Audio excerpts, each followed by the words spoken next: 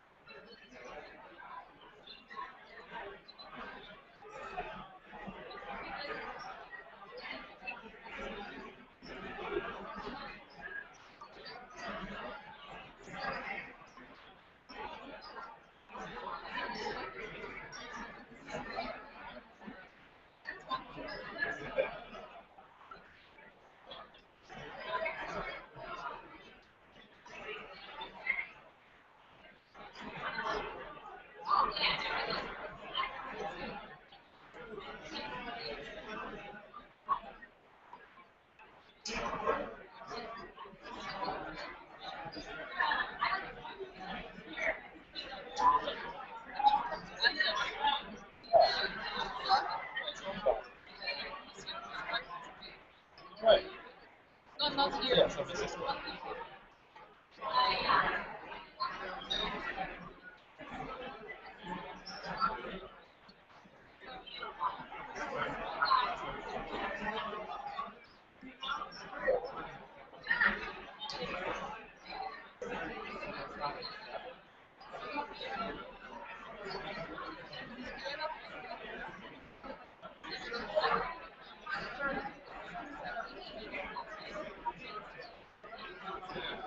That's your home.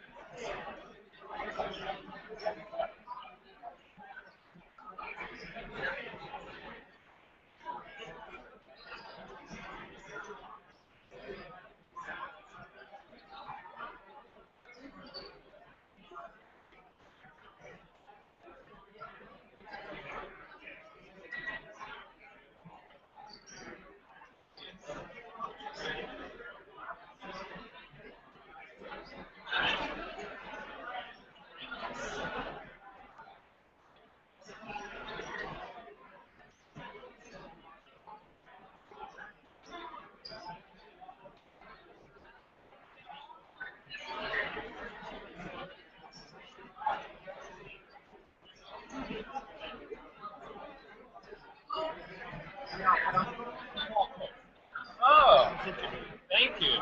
Oh, no. I'm sure most people got it. Well, it's fantastic catch, but it's just if it's one person didn't catch it, it ended up being find a basin, I would be very upset. Hey, hey.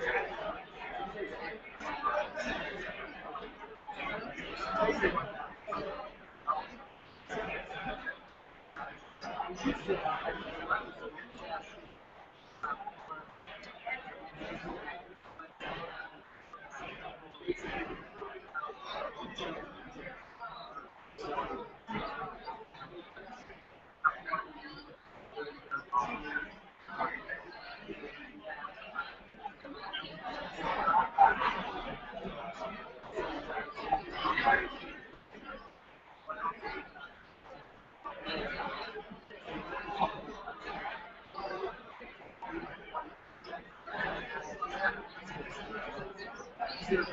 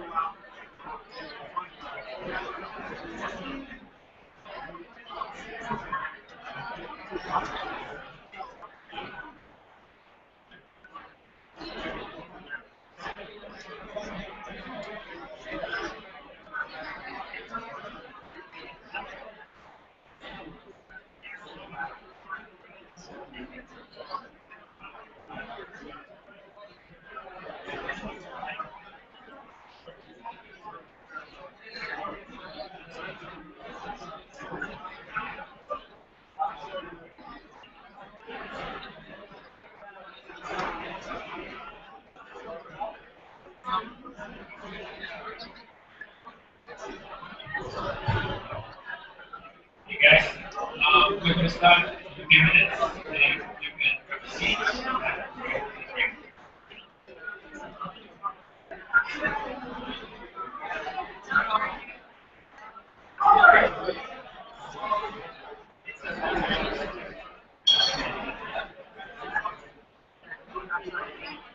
Hey guys, blue.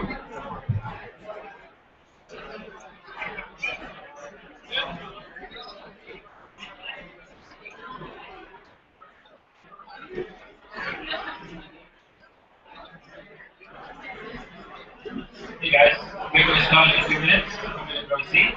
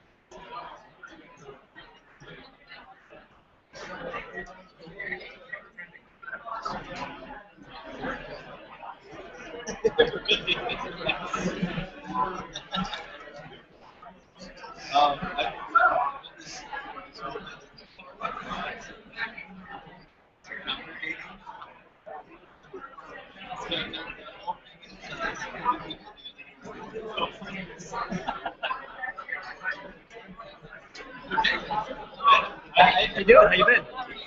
Good. It's busy. Yes, got the consortium. So got really 10 exits here too. It's a city.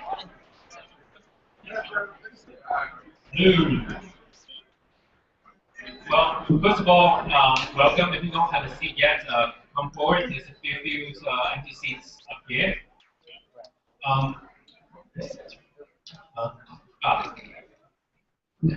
Thank you. My name is Alfred. Thank you so much for coming. This is the San Francisco. Thank you. This is the San Francisco Internet of Things Meetup. We have been running this event for about seven months now. Every month we bring together data scientists, entrepreneurs, designers, and developers, both software and hardware, to discuss Internet of Things. So, and also this is our second time coming back to Runway, this fabulous venue. So before we start, I just want to have Runway, the representative from Runway, to talk a little bit about this space. Hi everybody. My name is Tia Ferguson and I am the most recent addition to the Runway team. So I just wanted to tell you a little bit about our community. We are a community of 68 startups and have been around for about 7 months now. I think this month was the first month that we reached capacity, and in that time have also had 4 exits come out of Runway. So we're really proud of the startups here, and we're also always looking for new startups to both add to our community and potentially bring in here, but also to introduce to some of our corporate partners. So just to give you a little bit of background about what I'm doing here at Runway, I work with large corporations to help them support their innovation strategy through connecting with the startups in our community. So if you're a startup and you are interested in learning more about how you can grow faster and become more successful through some kind of corporate partnership, shoot me an email. You don't have to be a member here to work with the Runway team and me. So my email is tia, T-I-A, @runway.is, and we're so glad you're here. So enjoy the meetup. Thank you. So we have this tradition. How many of you are new to this meetup? This is your first time? Wow. Okay. So we have this tradition that we started a few months ago. It's a 10 seconds intro. One of the things that we really want to do is to build a local community around Internet of Things. So what we ask our members to do when they come is to spend 10 seconds, just announce your name and what you're working on. So whoever is interested in what you're working on can come find you. We've never done it with this big of a crowd before, so we'll try. And I will start with the gentleman on that side, sitting down right now. If you can just stand up and just tell us who you are and what you're working on, that would be great. Then we'll try to go very fast. Sure. My name is Paul Ketcher, and I'm working on Idea Capture. Awesome. Then the gentleman in the blue shirt, that's you. My name is Martin. I work on cloud databases. My name is Mike. I work with Park, and we make the future. Jeff Axup, wearable UX and entrepreneurship. June Axup. I work in biotech and working on a science education startup. Gentleman on the blue shirt. Tell us about your name and what you do. Mike, the director of mobile development. Thank you. Andres Leroux, in-house consulting. Will Lopez, Dave Weber, RF and analog engineer.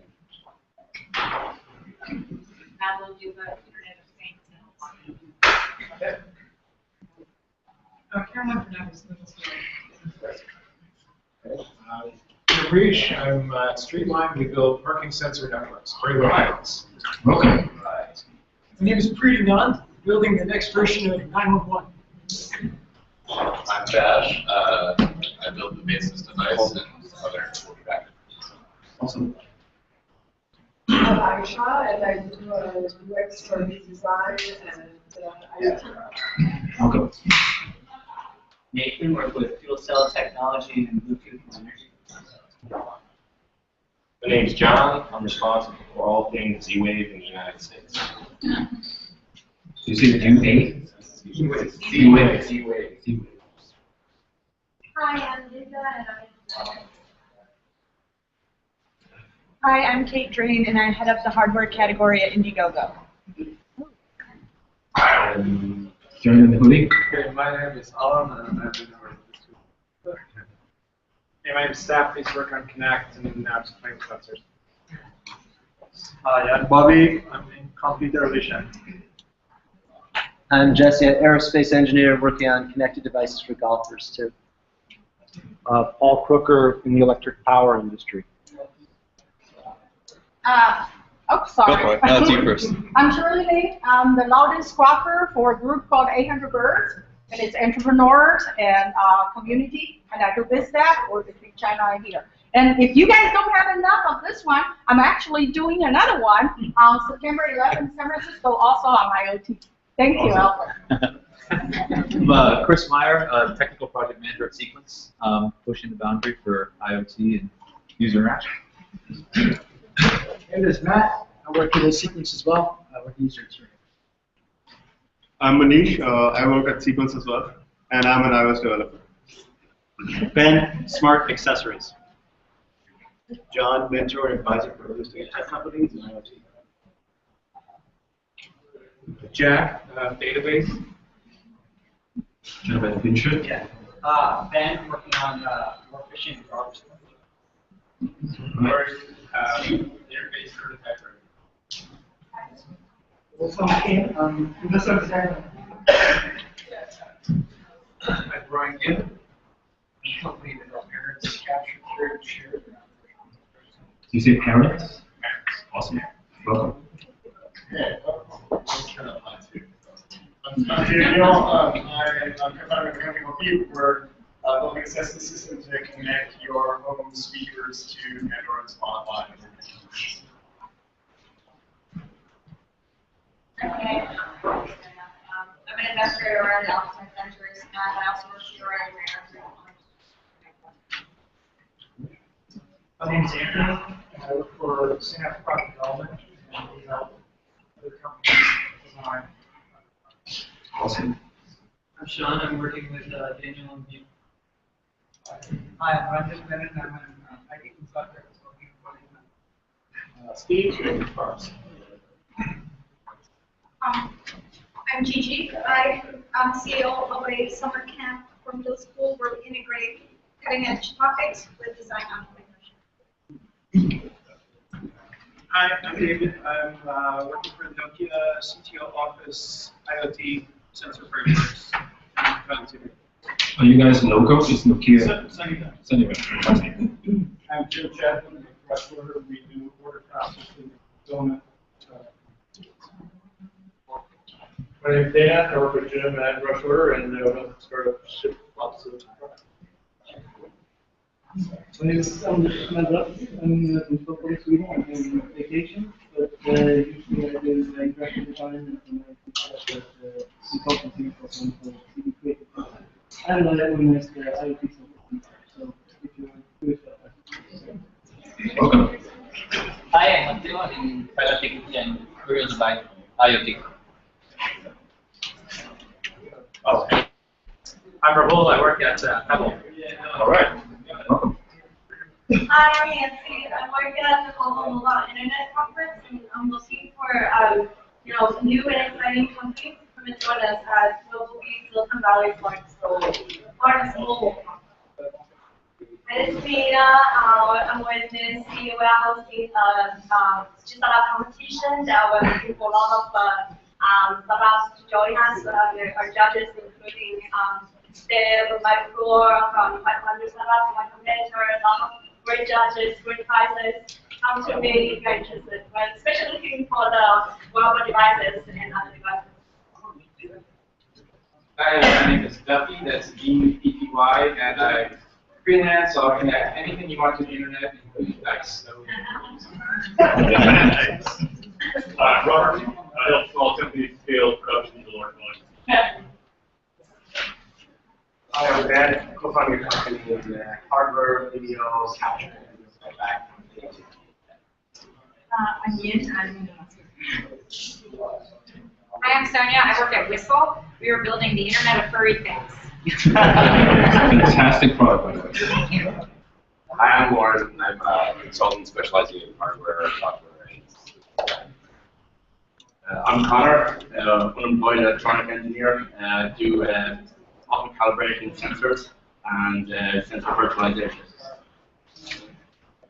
Hi, I'm Carrie, and I'm working on connected devices for more consumers in the beauty space. I am Eric. I'm building a smart kitchen. Can you say it again? A smart kitchen. Smart kitchen. Awesome. Johnny Food, formerly in sensors and machine learning, and looking to get to product management. I'm Luke, building a new wireless technology to connect our homes. I'm Jason, working in electronics at Avnet. Roger, I'm an investor at Valley Architect Ventures, previously an engineer do IoT. Hey, Roger. No. My name is Osagi Burke. I'm a mechanical engineer and master's student at Stanford, and I'm between graduate ventures. Cool, welcome.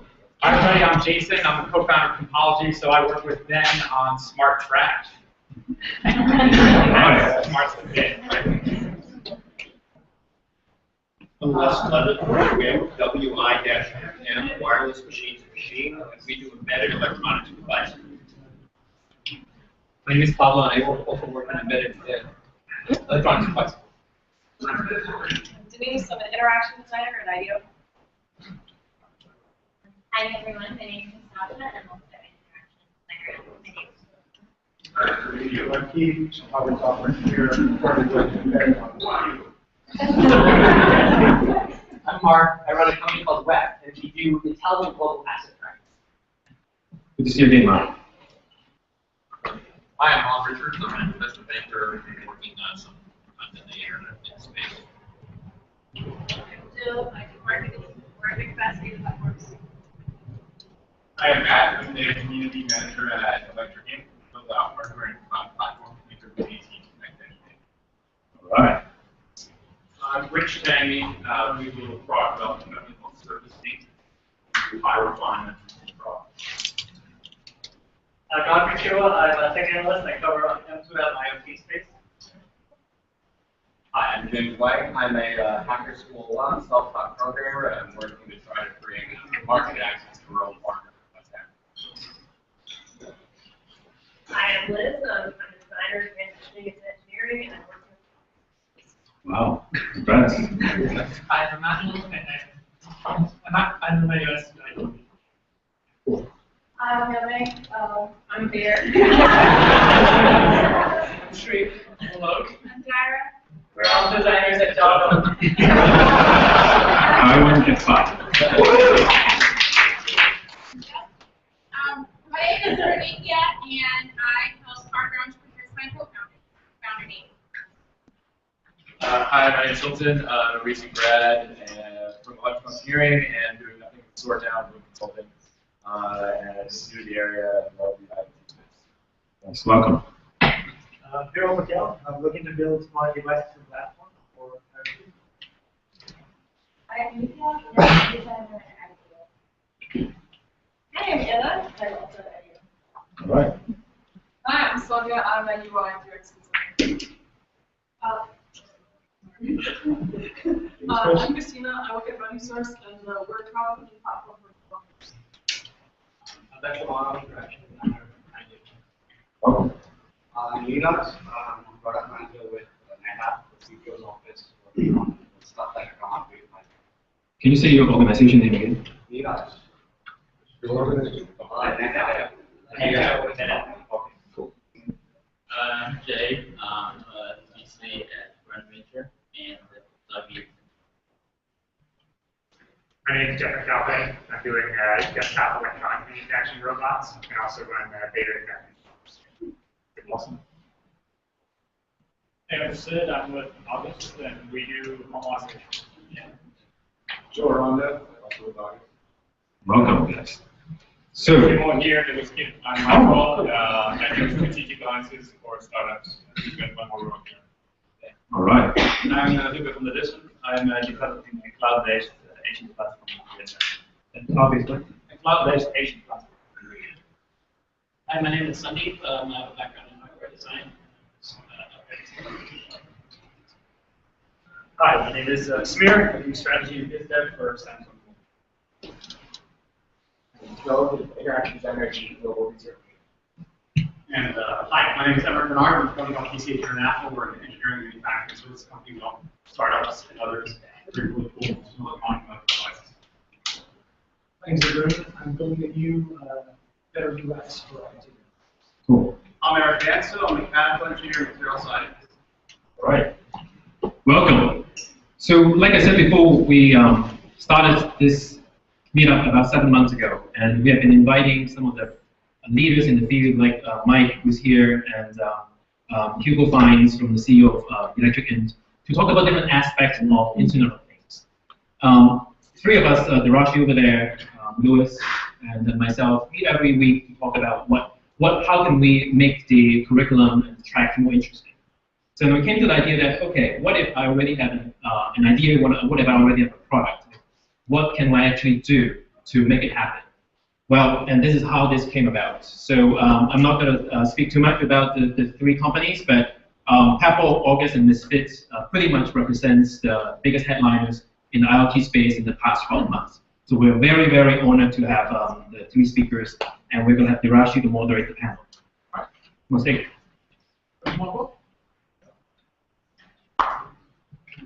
Yeah.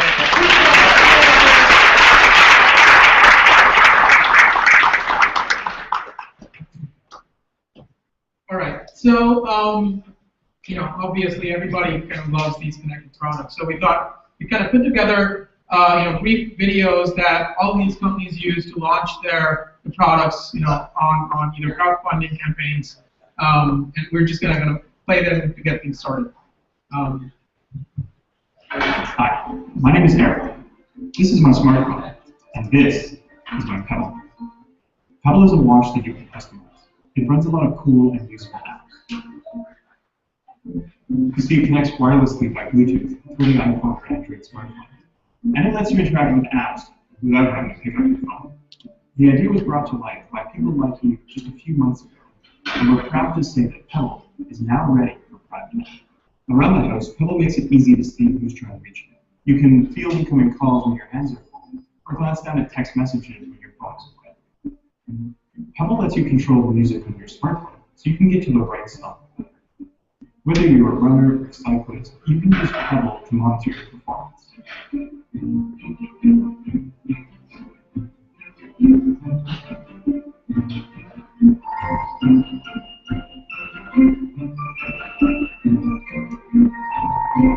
It's also easy to download new watch mixes, or connect Pebble to notifications and alerts on the internet. And for the more adventurous, we've built an open SDK so anyone can write apps with Pebble. There's so many new things we're excited to show you, like the flip-to-back light, the water-resistant design, and the beautiful e-paper display, which lasts a week on one charge. It's time for you to check it out at getpebble.com. Thanks for helping us get this far, and we can't wait to hear what you think of Pebble. All right, so for Pebble, my name is Eric. All right. So for Pebble, we have Kristen Culp. She's the VP of Operations, correct? Kristen, if you'd like to say a word introducing yourself. My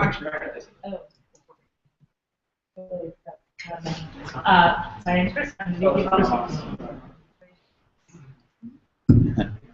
Better? All right. So I'm Kristen. I'm the VP of Operations at Pebble. I joined in April as part of kind of growing the team into our next phases. We started the Kickstarter campaign in April of 2012 that had sort of extraordinary results, and we are working hard to serve that community and move on to our next stages. Great, thanks. What do we have next? Right. Simple. It's about overcoming complexity. Simple for us means being smarter about everything we do. We wanted to apply that idea to make us healthier. A main component of being healthy is, are you moving enough? So we wanted to ask that very simple question and answer it with a simple product. So we came up with the Shine. The Shine is an activity tracker that's smart, elegant, and really strong. It's carved out of a block of solid metal. If you want to be technical about it, it's carved out of aircraft-grade aluminum by micro laser drills, so we built it to last. Because it's made of solid metal, transmitting wirelessly is almost impossible. But to keep things simple, we developed a new type of wireless sync technology. All you have to do is place the Shine on your smartphone. The Shine synchronizes with your phone, communicating with the app, which is now available on the iOS App Store. Your sync is complete. No wires, cables, or pairing. Simple, and I think really cool. After studying how people use their activity trackers, we noticed the main use, making sure you reach your daily activity goal. With the Shine, you check your progress by tapping the surface. The LED lights display how close you are to achieving your goal. Answering the question, are you moving enough? It registers your bike pedals, swim strokes, and distance traveled by sensing your movements. And it's the size of a quarter, so it's easy to wear even when wearing almost nothing. It's waterproof, practical, and elegant. In keeping with our philosophy of thoughtful simplicity, we're trying to simplify the process of making stuff. That means we run a tight ship with a small team. And that's why we're starting here at Indiegogo. It's what we call the lean hardware movement, making it better from the beginning, prove that there's demand, and then create. We're also going to open the Shine's API so anyone can make something new. And we're inviting people to create their own apps. It's about making things smarter through simplicity. We put a tremendous amount of time and energy into making the Shine. We're looking to you to prove you'll love it just as much as we hope you will. By funding our project, you're saying that you want it. And it allows us to overcome the complexities of manufacturing and lets us focus on simply making great, elegant product.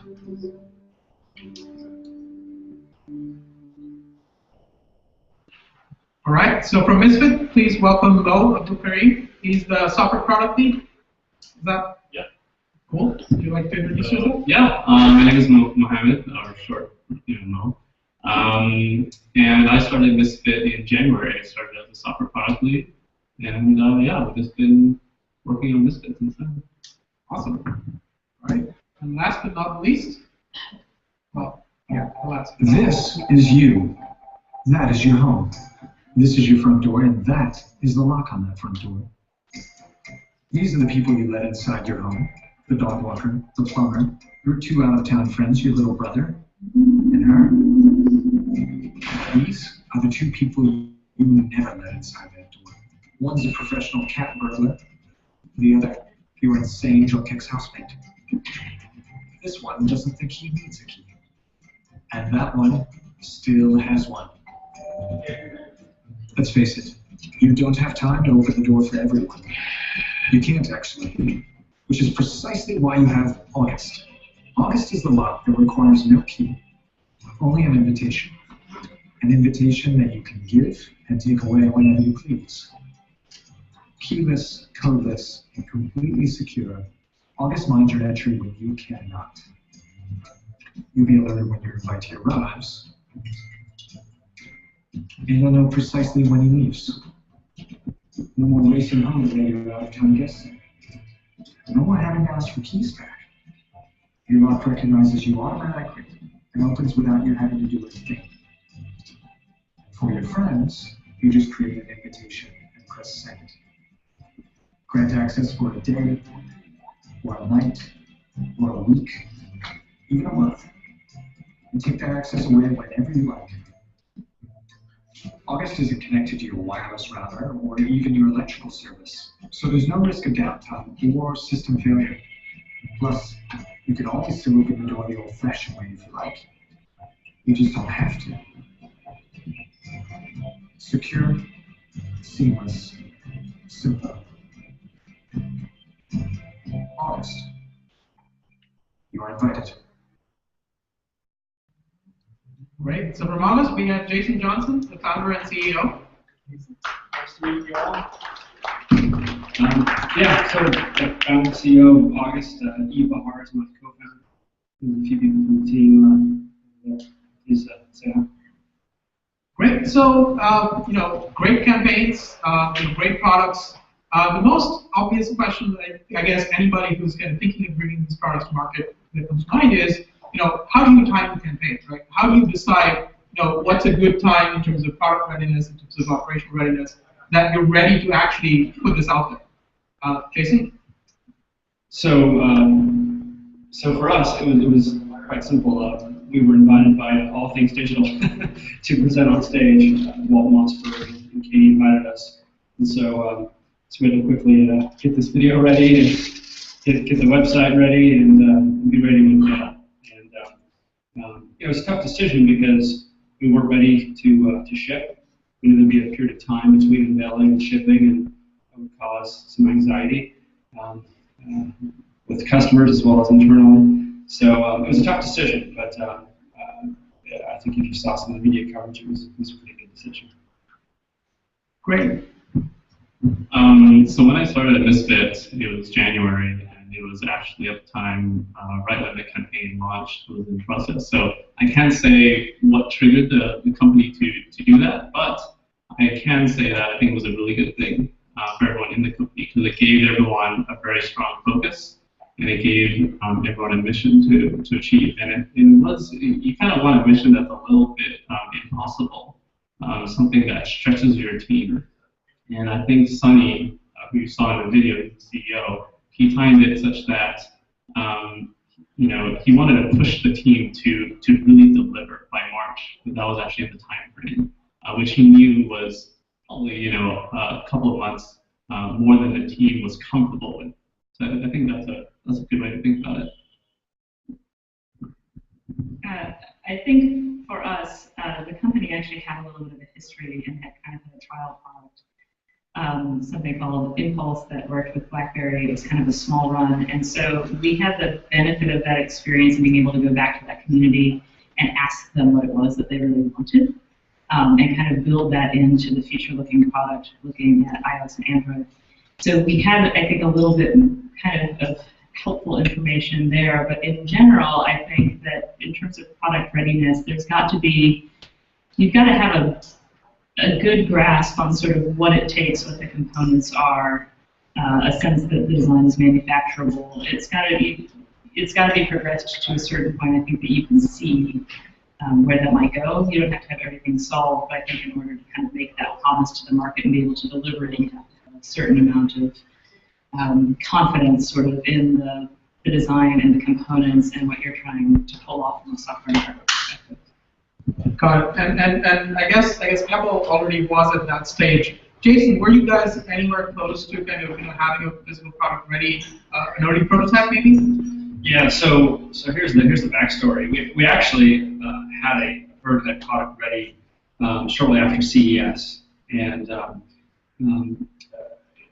we didn't feel like it was ready. We didn't feel like the product was ready to go into mass production. There was a few things we wanted to adjust with the product, and so we actually, in many ways, I don't know if it's differently. The echo is just me. It's everybody. You guys didn't echo. So I can talk louder too. So we actually went back to the drawing board. In fact, in the room here is Surface Inc., the engineering firm we went to help us to solve some of the more challenges of making the product, making it compatible with as many door locks as possible, and that forced us to delay everything. That answers your question. Right. Yeah. I think it turned me down, but that's okay. I guess you guys can see me, right? Yeah. Okay. And how about Misfit? I mean, were you guys at that stage where you actually had a product? No, we weren't. Actually, when Sunny raised the Series A, it was actually for another product, and only later did Shine actually become a vision, and that was basically about a year ago. So it was only a few months, I would say maybe 3 or 4 months after the conception of Shine, did Sunny kind of give the go-ahead on the Indiegogo campaign. Got it. And so that kind of leads us into the next question, which is, Pebble obviously kind of started off and had, from what we all heard, had a tough time kind of raising around. And so they went crowdfunding and, of course, blew the whole thing wide open. August, I believe you raised, Jason, you raised around before you actually went crowdfunding. And so from what we hear about Misfit, it's the same thing. Any opinions around, what's a good strategy to kind of, between these two, how do you time it? How would you make that call? How would you make the call on whether you go? Whether you raise a round before you do crowdfunding, and if you raise a round, then is Indiegogo or Kickstarter still a viable option, or should you rather go do it yourself? Well, I would say part of that might be decided for you, as it was in our case. So I think the original goal was to go for a traditional round of funding. Hardware historically, I think, has been a little harder to fund than software. I think that's starting to change a little bit, but there wasn't, the kind of traditional options weren't there, but I think the team really believed that they had something, and they had a prototype, and they had kind of extended from this first experience, and so they decided to go for crowdfunding, and it turned out that there was a huge response from the community saying, we want this product, and we think that you're onto something, and you're making something that we want. So I think that because the decision was kind of made for us, I think that there are sometimes forces at work that lead to that decision more than conscientious kind of planning. Yeah, I kind of wish I had a more smarter answer for you, but honestly, why we went to crowdfunding, why not? There's nothing really we could lose. Part of it was, we just had raised a Series A, and it was going to be an additional, check on the list if we could show investors that, hey, there's some people that want this. But the initial goal was only 100,000, which was equivalent to about 1,000 people. So what ended up happening was something that was unexpected. We did not plan for that. Right. And I think you already said it well. The reason why we didn't do Kickstarter or Indiegogo is we did raise money and didn't need to rely upon the crowdsourcing for capital. Got it. Cool. So as you guys were going through the campaign, well, I guess once you launch, once you started getting the word out, right? How would you manage that campaign? How did what did you do to kind of keep the fervor up, to kind of keep drumming up support? What was like? So I'll start at the microphone. So we still have a campaign, so to speak. We have reservations, and soon we'll be able to let you place an actual order. It's important to do that. For us, it helps us to plan for manufacturing. Next month, when we allow people to actually place the orders, we'll have them pick their colors. That'll be, of course, very important for manufacturing. It also helps you in your retail strategy to have those numbers in mind and see what kind of response there is to, especially in a new product category, which I think all three of us have brand new product categories. We need to frankly prove to even ourselves that this is something people actually want and will pay for. Yeah. So I'll say, like, when we, so could you repeat the question? So the question was, if you have any idea around how did you manage the campaign as you were going through a fundraising campaign? So for us, I would say that once you, so when you're in stealth mode, it's actually a very great place to be because you have no obligations, you have no expectations. But once you start that campaign, you almost start a timer, a clock. And so as part of that, you have to manage expectations at this point. So what we did is we actually put dedicated people onto that campaign. And these people were, as much as possible every day sending updates of the status, sending updates of the Shine, on the actual CNC with the, aluminium filings, and really trying to paint the picture of what was really happening. And I think the Indiegogo users really appreciated, almost being a part of your journey, in that sense. So I think we could have done better, but I think, what worked really well was involving them as part of our journey. For the Pebble team, I think that there was actually a fair bit of prep leading up to it, and then really kind of careful tending while the campaign was actually going on. So prior to the campaign, I think the team took about a month and a half. They went back to the users from the sort of previous product, got feedback on what they wanted to see, made sure that they were achieving that with the new product, really focusing on making sure the product they were offering was solid. They did a lot of research on what other campaigns had done, took cues from other videos, really kind of looked at what was effective. I think came up with the realization that it was really important to describe the product very simply, boil it down to just a couple of use cases where you could very clearly communicate something that people would find valuable.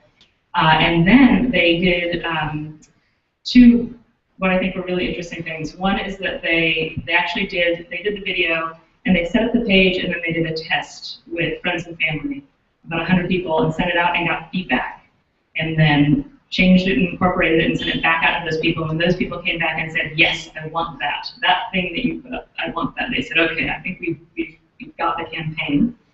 And so they really focused on getting that right, but then they also really employed a media strategy. So they, and I say they because I wasn't there for it, and I feel like I can't quite take credit for it, but I think it was really an amazing feat. They did a lot of research. They researched bloggers who talked about Kickstarter campaigns, not people who were strictly technology or strictly wearables, but they really looked at people who were talking about what was happening in crowdfunding.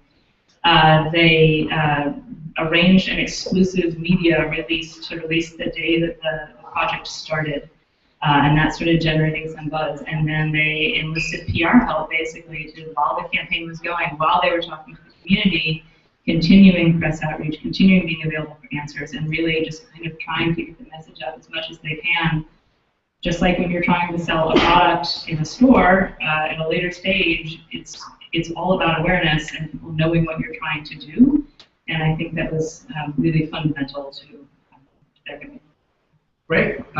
So you know, between the time that the campaign closes and the time that you actually start shipping, you know, what kind of things could you do to keep the community engaged, to keep the ball rolling? I think for us, and I think what is maybe sort of typically done, is just trying to give updates as much as you can. I know we try to be really transparent about the process. We try to share information as we had it. That wasn't always as fast as people wanted it, but as we were able to communicate a sort of solid bit of knowledge about status or what was happening, we shared updates from the factory, I think showing what's actually going on with the team, with producing the product at the stages you're at is important. And we were also sort of in parallel with that, building our developer community. We had a lot of our backers because it's an open platform, really keeping engaged with those folks and just kind of keeping communication going, taking ideas for feature requests and all sorts of things. I think it's just about communication and dialogue. Yeah, I have to say I was very pleasantly surprised because I thought our Indigo users would be, impatient. They would expect a lot. They would want something, immediately. And I guess what I found was that they were almost like cheerleaders for us. And as cheerleaders, they wanted to see us succeed.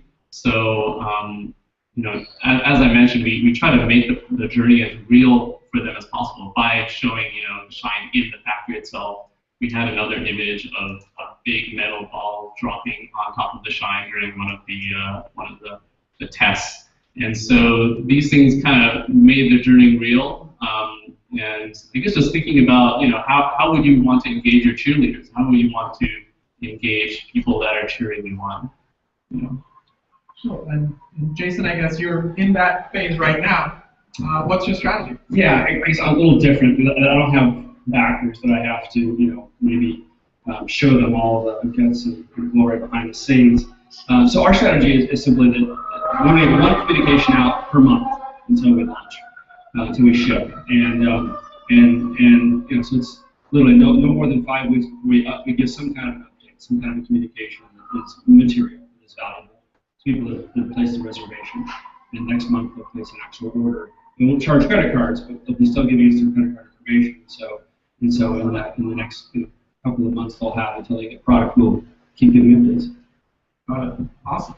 So now kind of moving on from like the crowdfunding campaign, you're kind of preparing for going from that one prototype that you probably have when you have put the campaign together to mass production, right? At least for going backwards. What kind of operational challenges do you in your case, do you envision, or are you guys going through right now? In going from 1 to 1,000, let's say 20,000, 30,000 in your case. Yeah. So we have. So I'll do some news for you first. We have a little over 30,000 reservations, but we haven't. We're not producing yet. So I'm going to let people who are actually producing product answer your questions. Yeah, I would say there were probably like 3 big challenges in our company in terms of our launch, and one of them was supporting, on the operational side, all of the users that were also around the world. So we raised about 800,000, which ended up being about 8,000 units. And as people work, people know in hardware, producing 1 unit is one problem, but when you produce 8,000 at the same quality, it is a totally different story. So we manufacture our Shine in South Korea. So what it means is, we're not physically there. We're not sitting with them. And so that long distance, it's almost like a long distance relationship, is difficult to maintain. And it just requires a whole bunch of us flying over there from time to time and just really almost being on it, all the time to make sure that those 8,000 units are all, high quality. And even so, through our hard work, it still meant that we got a number of issues. We had shines that had broken glass. We had shines where the contacts were not, perfect. So, we're always looking to improve the process, and we're not there yet, even though we launched, but we're hopefully, we will get there. Yeah, so there are lots of challenges, I'd say, between the first prototype and getting into what is essentially mass production. For us, coming out of our Kickstarter campaign, we had 85,000 watches to ship. And when we went into it, nobody was thinking that we'd be solving that problem, I think. So that's a whole different level of manufacturing. That is quality processes and speed requirements and the way that you produce, the face of the watch when you're making some locally at a shop, and the way that you do that when you're molding and assembling is a really different prospect. So I think that there are a lot of challenges that come in that, and this is not uncommon in any product process. I think when you do it as crowdfunding, you're just doing it under the watchful eye of lots of people who have asked for your product. Normally, when people are launching a product, that's all kind of internal, and they're managing sort of those issues as they come, and they are working just as hard for a launch date, but it's not public. Nobody kind of is tracking sort of how that process is going. So there's this new dynamic of it being in this kind of very public eye, sort of how things are going and when you'll be able to deliver it and what a delay means and that kind of thing. So there's a different aspect there. And I think for probably all of us, there's also this kind of different thing, which is with crowdfunding, your customers are all over the world. It's not like you're starting a project here and shipping it and then kind of getting the hang of that and then figuring out how to distribute everywhere else. All of a sudden, you have customers literally everywhere. And so there's this kind of operational challenge of figuring out how to get those products to people all over the world, which with crowdfunding, that shipping cost is kind of on you a little bit too, so you're trying to do it in this really cost-effective way. And it's, there are certifications for different markets, and there are different mail systems that work in different markets, and there are all sorts of these considerations that you actually have to solve while you're bringing the line up, which I think is a little bit unique to the kinds of crowdfunding that's happening today. Cool. So what would you say was your one biggest surprise about this entire process? One? There are a couple of things. I mean, for us, just within the manufacturing process, we ran into some challenges with the color display. A lot of these things are things that you just can't foresee until you're in the process, even if it's designed for manufacturing and you've done a local run and you've done, you've got a sense of quality and components. There are some things you just don't know until you're in the process. And for us, that we ran into some challenges with the way that the display, in particular the color lenses, had to be made and assembled. It turned out to be sort of a limited sourcing opportunity for that, and we just kind of had to work through those issues. Because we wanted to deliver a really high quality product. And I would say the other thing I would just add is I think that we had the support sort of demand for the size of the community that we needed to serve for Kickstarter. I think that nobody could have really seen coming just sort of how many people wanted to talk to us so frequently. And so getting on top of that from an operational perspective was a challenge. Yeah, there's so many things that surprised me from this launch. I really don't know where to start, so I'll have to pick something at random. One big thing. One big thing. I guess one big thing was we all knew that our product looked great. You know, it was made of aluminium. It's tiny. You know, it can be worn anywhere. But I was surprised, I have to say, with the passion that a certain group of users had about our product. They really just loved it, and they almost built this attachment with it. It was very interesting, you know, to see that all this is a piece of metal, you know. But they wanted to show it to their friends. You know, they wanted to take it with them. They slept with it, you know, and track their sleep. Like, it was just great to see this section of like really passionate users start to bubble up, and they started talking to us. You know, they would write essays to us. I mean, who writes essays these days in email, right? But they were writing essays to us, and so you know, obviously we felt compelled to respond to them and you know, really re-engage them. But yeah, it was just very wonderful to see this like group of users kind of bubble up. So I guess the one thing I want to mention is just how overwhelmed we are by the response, by the interest. We've done a lot of press interviews, and I think we have a pretty good idea on who's writing about us. But you know, a fun anecdote: Eve and his family were in the Hong Kong airport last week, and he went by the gift shop in the airport, and there was August on the cover of a magazine that we never even heard of. We didn't talk to them or anything; they wrote about us. And you know, it's very humbling, right? To people were talking about you around the world and what you're making, and I think it's really a testament to what you and this audience are creating here in California, and my colleagues here on the stage. People are watching, and it's amazing how much we all get to make amazing things people around the world are enjoying. Awesome. So we talked about product, we talked about crowdfunding, we talked about going from one to many. Let's talk distribution, right? Post campaigns, what will be your retail distribution strategy? Is that still the best route for these kind of hardware products? Yeah, so we do have a retail strategy. We haven't announced it yet, so I'm not going to do that tonight. But we have a very comprehensive strategy that we'll be announcing later in the year, and very much you'll see August on many store shelves. Yeah, so many years ago, I was taking this acting class with this VP of HP, and she gave me some advice. She's like, I will always take a B-grade product with A-grade distribution over a A-grade product with B-grade distribution. And I think only now do I understand why. Distribution is hard, and even if you have a great product, it's just hard to, get it out, like break out of the fold. Luckily, though, Sunny, our CEO, is very well connected. I think the Indiegogo campaign helped a lot, and the fact that we have a little bit of politeness to it is something that's conversation worthy. So we actually haven't done any marketing to date. I think part of it is the fact that Sunny has been actively going to these panels and getting the word out there. It's been conversation worthy to talk about, oh wow, you can place this on the phone. And we were luckily able to strike a deal with Apple where we're in the Apple retail store. So those kind of three, I think, added up, and that's kind of what we have right now. So we too have a retail strategy, and we launched at Best Buy over the summer.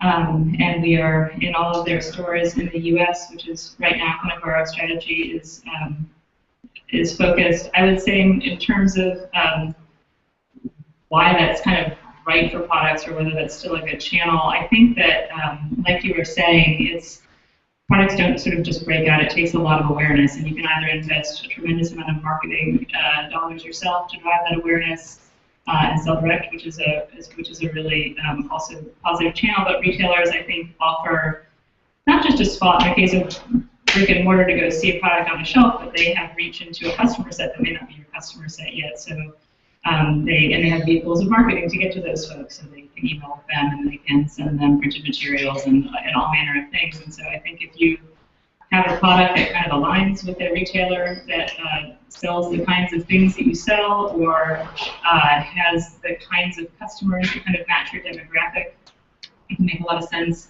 I think it depends a little bit. For a lot of folks in this room, I think there's an interesting challenge, which is the kinds of smart devices that people are working on.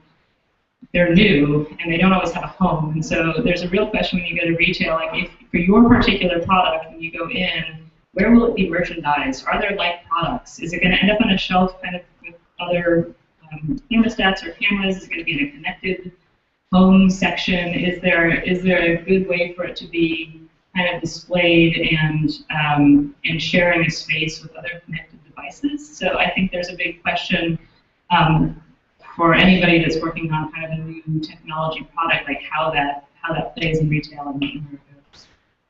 Cool. And how easy would it be for a small company, a small startup, to kind of go talk to somebody like Best Buy or Apple, right? You know, if you don't have those connections, and start a conversation around, you know, are you going to carry your product? What can you do to make that happen? That's a good question. I think that if people want to pursue that strategy, they kind of find the connections. So there has to be a conversation with a buyer who will put a product on a shelf. And so I think that for people who want to pursue that retail strategy, if they don't have those connections themselves, they find people who do to have that conversation with them or for them. Or in some cases, the retailers will come looking, I think, for new technologies as well. Yeah, I mean, definitely, like I would say, like it helps to have those connections, and you know, I don't know any way to shortcut that than really just putting yourself out there, and hopefully someone will actually notice. Someone from those companies can notice. I mean, there's so many, you know, people hear from so many different companies that you really also don't know which distribution channel is the channel that's gonna really hit the nail in your audience. We thought it was Apple because, well, you know, we're a product that, you know, people love design, right? So they would buy our product, and people want to be healthy. Well, where are those people? They're at Apple stores, right? But I don't think we've hit the nail on the head just yet. So we're even still searching for that. So. Yeah, we're lucky. So we kind of made a wish list of all the retailers that we would potentially want to be on the store shelves, and then we had our unveiling, and you know, we got a lot of coverage. We got very fortunate, and so most of them actually have called us now, and we've kind of called us multiple times about when they can get the product on the shelves. Now, you know, obviously I'm very humbled by that. Let me just say that every retailer has a different pricing system, right? We're taking, you know, any wide range. I'll give you an example, but not my product. But so iPad and iPhone cases. You know how much Apple takes on those iPad, iPhone cases you buy in the Apple stores? They take 85% of the revenue. Yeah. Retail is expensive, very expensive, and obviously they don't take that much from us. Different Cosmo, but it's an expensive business, but it is one you need to be in. And I brought us on the team that has all those relationships and can manage those deals. And what are your thoughts around online distribution? Say Amazon or some of the niche sites that seem to be coming up, like Grand Street, which is you know, trying to kind of, you know, do like a I hate to say Groupon, but more like, you know, a kind of product briefing, you know, every week, and they kind of get people to kind of buy the product. Yeah, so I'm a big fan. Especially if you have a good 3PL partner like Rush Order in the room doing your fulfillment for you, you can support a long tail of online retailers through a single. If you have a good model, to support that. Yeah, I would say, you know, the advantage of the online is that it's a lot easier to get set up. So I wouldn't really restrict yourself to any one particular area. I would get out to as many places as possible and really track it and see which place seems to be, you know, getting the pulse. For example, we're getting quite a lot of sales in Germany for some reason. I think part of it is one of the very prominent German bloggers like really promoted us. So we had we didn't expect that at all, but somehow you picked it up. So I think just getting it out to as many channels as possible and hoping that someone will pick up on it. For the examples you gave, Amazon or Grand Street, for me, Amazon, I consider Amazon a retailer, even though they happen to be online. I would not. They are big and they're powerful and they have really broad reach and really good systems and really great distribution. So I think of them pretty squarely as another kind of retailer, even though they don't have brick and mortar stores. And I think that they're usually hugely beneficial to companies of any size, even if you're not selling a ton of product, because of the review capability and a place for people to kind of go. Like people go there to research. So I think that that can be really powerful and part of a broader strategy with all retailers. For some of the kind of smaller volume or newer things, I mean, we'll see if those create a lot of volume. It depends a little bit on what your effort is to support them and what it gets for you. So if it's important that it gets exposure to a group of people that you want to see your product, that can be really beneficial. If you can do that without that being a huge burden on your team, those can be great channels. If it's a challenging process for a low exposure and not a lot of sales, then that would be a different decision. It wouldn't make as much sense. Cool. And so finally, in closing, one last question, and then we'll kind of take questions from the audience. If you have one counterintuitive, half-crazy prediction about where the space is going to be in the next 5 years, what would it be? If you have one. That's a big question. I don't know if I have a prediction. I do think there's just such a tremendous amount happening in this space, and it's starting to show up in more. Like there's a lot that's happening sort of at an early adopter, young company stage, and then that's starting to get more broadly into retail channels and more of a mass market. So it seems to be picking up a tremendous amount of steam, and in getting out into kind of a broader mindset. I mean, I think people talking about smart and connected devices is happening, whether or not they've got them yet. So I don't have a particular prediction, but it does seem like it's moving forward at a very rapid rate and getting out into a pretty broad market. I kind of feel this space is at the stage where some of the early like palm devices and some of those very initial PDAs were. I think we're really early, so to almost predict where it's going to go. I mean, you were standing at that same spot where the early PDAs came out and predicted the iPhone and the App Store and all those amazing games and all that. It's really hard to predict. But I would suggest to focus on delight. How would you delight the user? How do you bring? How do you change the way they do something that kind of puts a smile on their face? And for us, it's part of it is the simplicity. So part of it is just the beautiful syncing. And I think if we all stick to that, we'll get to a good place soon. So Eve and I, our vision for August is to create a company that helps develop this seamless interaction between individuals and their environments. We very much believe there's a lot of growth, a lot of activity around sensors in the home, and ways that we can create that delight, create that magic as you come in and out of environments. And so I'm going to give a shameless plug. We're hiring in just about every role, every area that you can think of. We need people. We're a fun company. I'm a fun guy. Check out these socks. These are my shark socks. So come join us. All right, great, thanks. And we'll open up the floor for questions. All right, so let's just go ahead. Let's start and just yell out the question. Okay. Focus. I like that. But the question is about competition. Each of you have unique verticals. So August, your biggest competitor is Kwikset Baldwin, an established brand with a deep funk. You guys are entering a space with Nike, with Pebble. You guys are the leaders in this space, and there's a lot of rumors of people coming after you. So what's your focus to be successful against that competition, or to compete against the established space?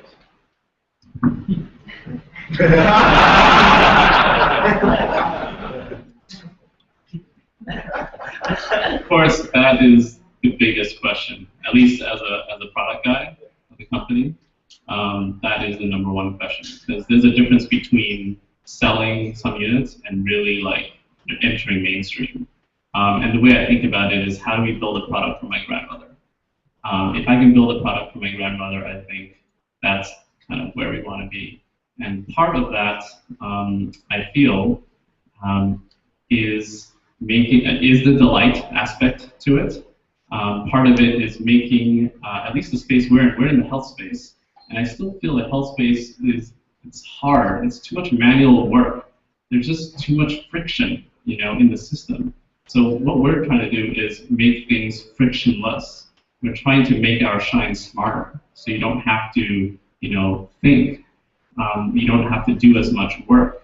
And I guess just focusing on those two principles, as well as there are other principles as well, but I would call out those two. If you really nail those two, I can't predict what will happen to the competition, but at least I think you'll be in a good spot.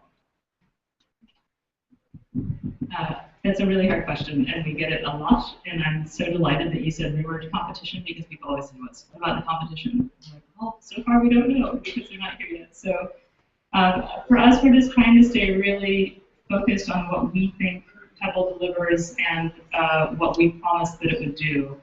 And that's about being an open platform. It's about being platform agnostic in a lot of ways.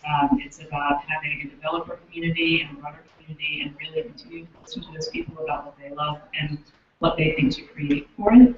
I think for us, we are just focusing on delivering the product that we have promised that Pebble will be, and continuing to develop that platform and ecosystem that people are really excited about and that are developing for and are engaged with. And I think that we will remain focused on our kind of mission for doing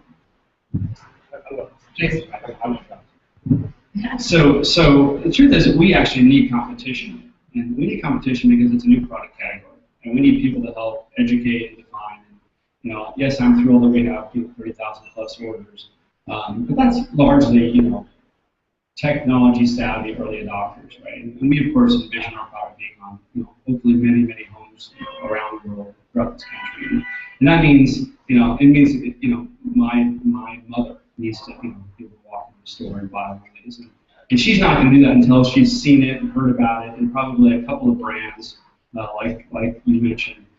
So we actually need people to help define the category, educate consumers on giving you that. If you've had it for your car, you've had wireless entry for your car, you can have that now for your home as well. Great, Mike. Yeah. So could you talk a little bit about what processes you chose to keep in house, what processes you chose to outsource, and for the things that you outsourced, are there any vendors you would recommend? Yeah, so I try to outsource as much as possible. If you don't know my background, I also created Founders Den. It's a co-working space in Soma, and we actually have a rule that I created Founders Den where if you're more than 6 people and you're starting, you gotta leave, and I'm past that now. I'm just kick me out. So outsourcing has been very important. I want to keep the team small, and that's going to change very quickly here. So I mentioned Surface Inc. earlier. They're actually here tonight. They're our mechanical engineering firm. We have a double E firm. We have of course Fuse Project is doing our industrial design and our UX and a lot.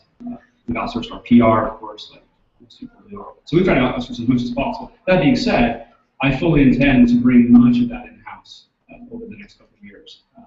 That's just a natural process you go through. Using experts where necessary. Surface Inc. I tend to keep using it for many years to come.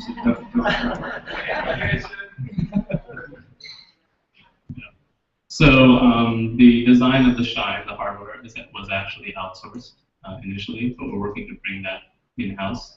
The hardware engineering is in-house. The software design and engineering is in-house. The manufacturing is outsourced.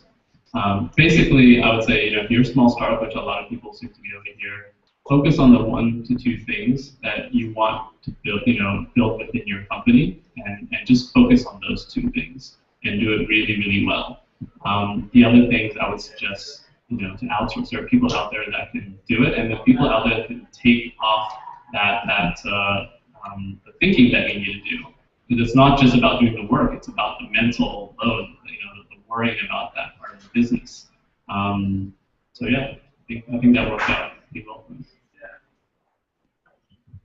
I'll just add really quickly. I think that it's a little bit different for each company, kind of based on the expertise they have probably in their founder group. Like you were saying, Sunny had a lot of retail connections, and that was a really powerful thing, which probably changes what you have to bring on from a sales support perspective. And I think it just changes. So I think that there are lots of things that get outsourced along the way, and then when that particular discipline becomes a bigger need, then you figure out when it's the right time to staff it internally. So it's been changing for us. So there are things that we outsourced before and that we're now staffing, and there are things that we split where we have some staff and we have some outsourced. But it's moving as we grow. So there's not a really hard and fast answer about one thing that we always outsource or keep in.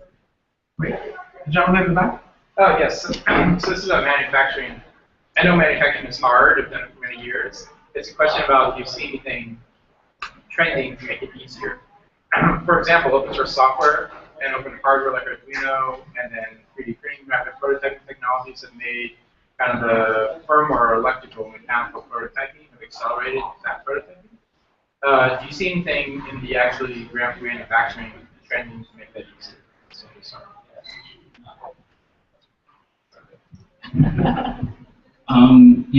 At the moment, I don't work specifically on the hardware side, but I can say that there is a lot of room for improvement here, because on our software side, we can release almost every week if we wanted to, a new version. And that engages people, that gets people vested in. However, on the hardware side, we can't release nowhere near that time frame. So I don't have the answer, but I can say that that's something that will, I think, almost change the way hardware is done. If we can imagine, we can almost prototype and build hardware on a weekly basis. I think that changes the way, they can innovate. Let's take one question from there. Sure. So this is about sort of attitudes towards crowdfunding. So the people who did crowdfund, how much of it did you sort of do for marketing? How much of it was for actual funding itself? And what do you sort of see for trends towards that? So the question is, for crowdsourcing, how much of it is for marketing versus the funding piece of it? I think it's both. Crowdfunding doesn't have just one purpose. It's really both. It's about showing that there is demand for your product, and that basically reduces risk, which helps with funding. So they go pretty much hand in hand. The trigger for why we did crowdfunding, I would say, was to prove to investors that, hey, there is some demand, but it ended up being different. It ended up being 8 times more than what we thought. And so they became our customers, our first set of customers. So that was something that was pleasantly unexpected. For us, the original intent really was about funding. That was really the goal, but I do think that there is this unusual, not unusual, but new thing that we've learned, which is having that community then once you come out of that process is a really different prospect than I think how most companies start, and there's a lot of value there. I wouldn't call it marketing per se, it wasn't the sort of goal of doing it, but it's certainly the event of the crowdfunding itself, if it's successful, takes on a little bit of a marketing PR quality of its own, even if that wasn't the intended outcome, and the community that comes out of it certainly gives you just a market to talk to before you even really have a product on the market, which is hugely valuable.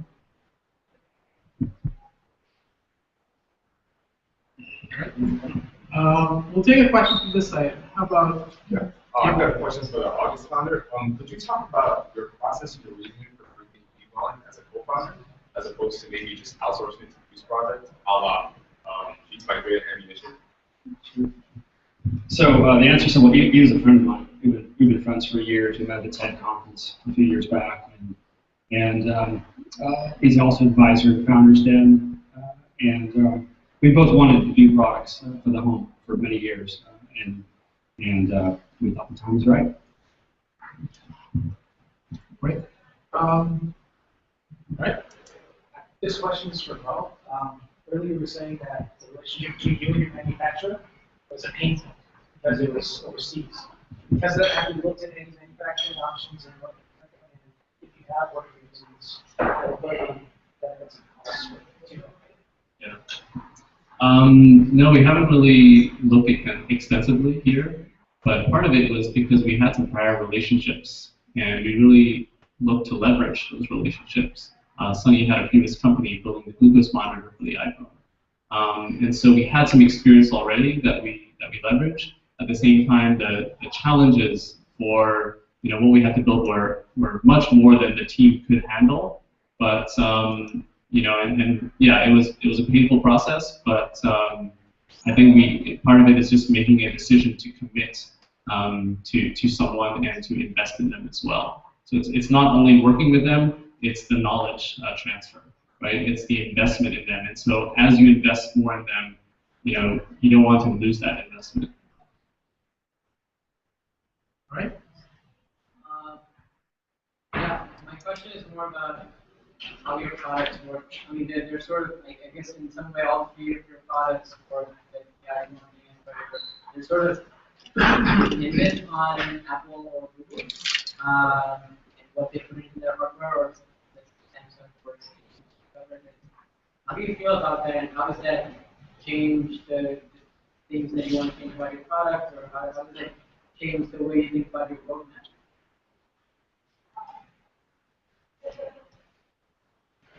Do you have, maybe I think you could rephrase the question. How much of Let me help you out here. So all three of us were dependent on Bluetooth 4.0, right? We all use BLA, right? And so it needs to be in hardware. So iPhone obviously has it for us and higher. Android phones, it's depending on each manufacturer, whether they've opened up an SDK. So we're at the mercy of BLA devices. Does that answer your question? Yeah, but going forward, you think, going forward and also looking back, in some ways, do you want to own more of that in-house, or in some ways sort of invest in those kinds of things, or do you want to continue to ride this wave of whatever Apple and Google allow you to do? Yeah, so let me just say that we're not dependent on Apple and Google for our future and how you interact with August.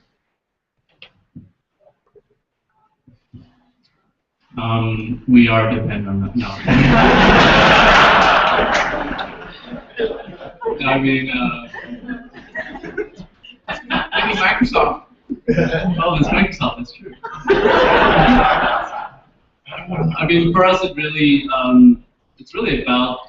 It's not necessarily we chose iOS versus Android or what, but we did feel the mobile phone is really the place to do the syncing.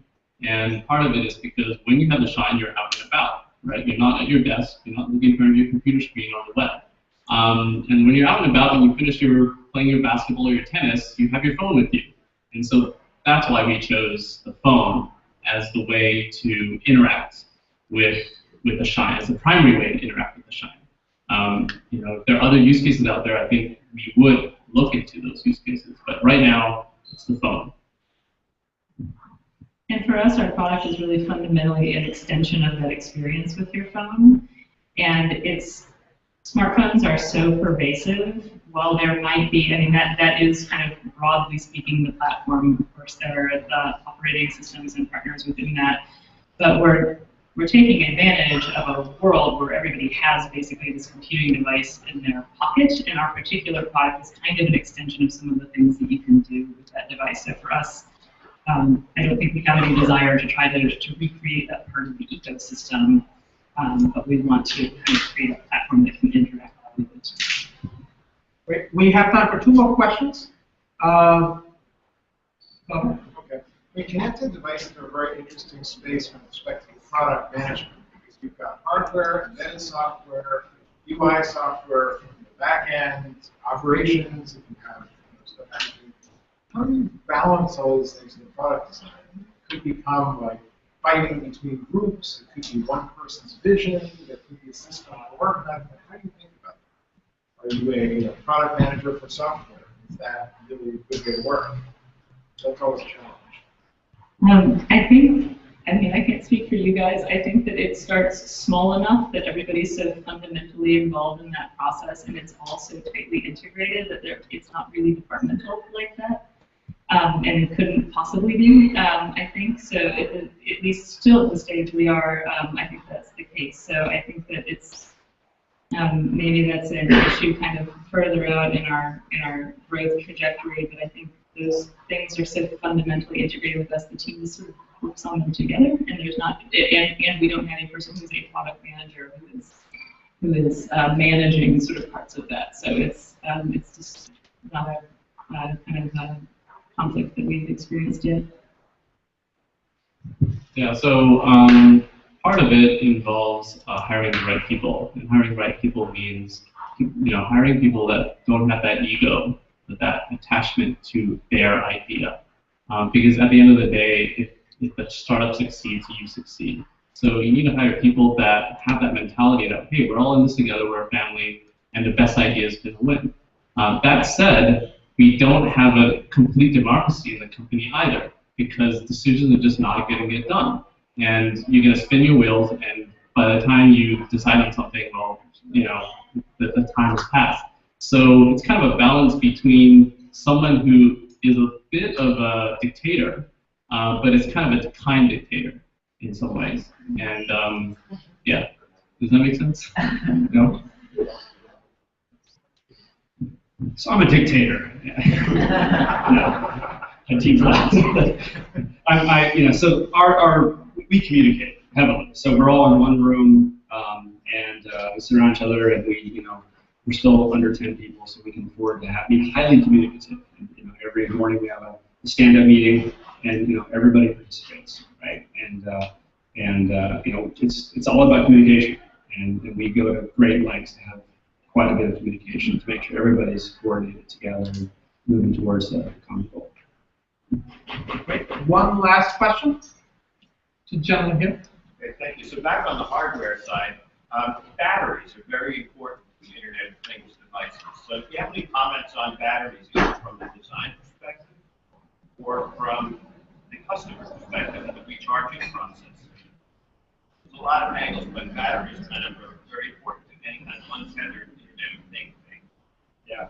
So I'll let you guys know the secret. So that first version that we scrapped, we were going to use CR123s. And you can buy CR123s at Safeway or Walgreens, but I walked into the Walmart in Gilroy, and I could not find the CR123 battery. And that was the day that I came back to the office, told the team, we're not going to do it. We're not going to ship a product that people are going to depend upon to let them in and out of their house, and the batteries are going to run out, and they're not going to walk down the street and get it from a corner store. So we had to go back and start all over again to make it work with AA batteries. And it was a tremendous amount of work to do that. So you basically just named the #1 issue of our hardware side, or maybe even our company. It's power. And we spend a lot of time and energy on solving this issue. Part of it comes from smarter algorithms. Part of it comes from choosing a better battery, making the battery easier to replace. We go through a lot of pain to solve this problem. And I think there was a question earlier about what the future would be. I think for wearable computing, innovations in batteries and lifetime of batteries is going to change how wearable computing works. Because if I were to just think to myself, like if I just had double the life of battery right now for the Shine, there is like so much more we could do, with that. So if anyone has any great battery technologies, like, help. I'll just add from a customer perspective, which I think maybe is even why you're asking. I think it's important in wearable devices that there is not a hassle, and I guess for connected home devices too. There's not a hassle with having to charge it really frequently. And if you're relying on it to do something valuable for you, the idea that it might die in the middle of the valuable thing, you know, if you're a cyclist and you go for really long rides, or you're a marathon runner, or you work long hours at a hospital, or whatever your case might be that you're using the device, it's got to be able to stick with you for a pretty good round-the-clock amount of time, or I think it will quickly lose value for customers if it's something that they have to tend really regularly. Great. Thank you very much. Thanks to Kristen, Bo, and Jason for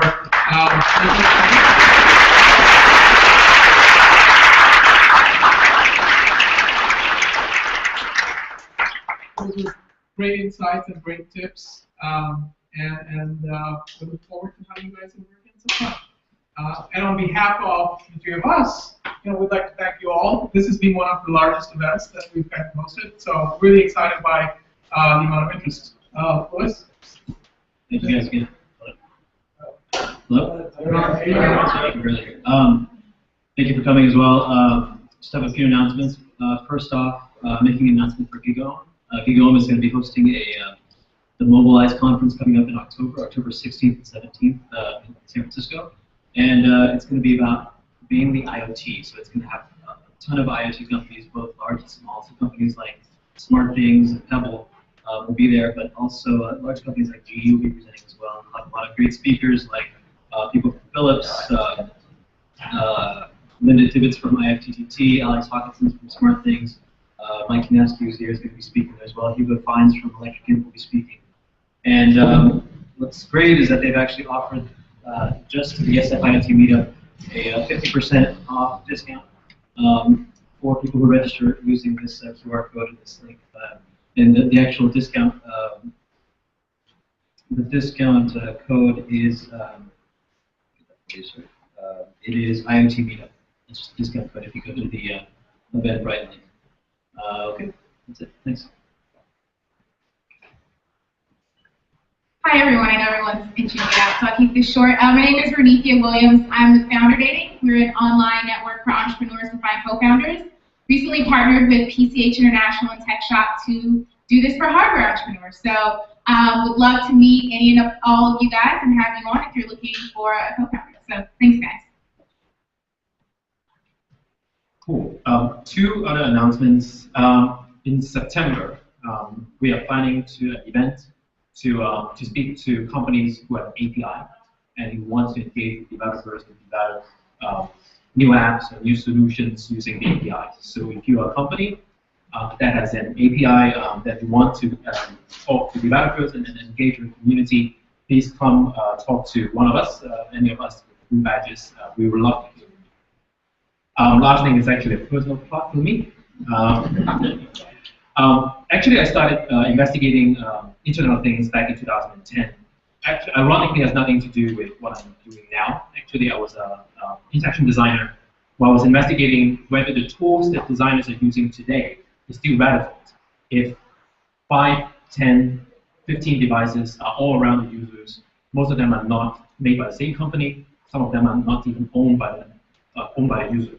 So how are we going to design a user experience that is elegant and delightful and your brand market use? So I actually did a talk in SF Design Week this year, and I want to spread to a wider audience in South by Southwest. So check out this link, and if you like it, vote it, and if you have any feedback from me, I would love to hear from you.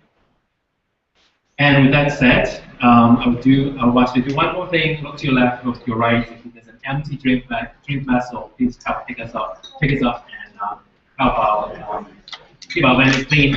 So Face Network, like you have IDEO, you have Service Aim, you have Electric Imp, you have speakers here. Face Network and thank you for coming.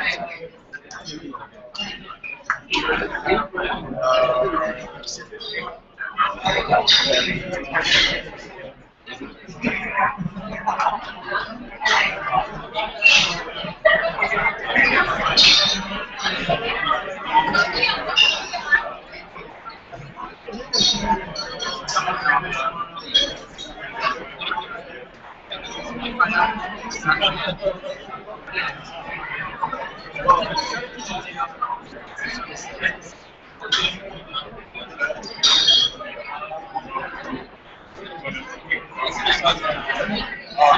guys are with Sequence? Yeah.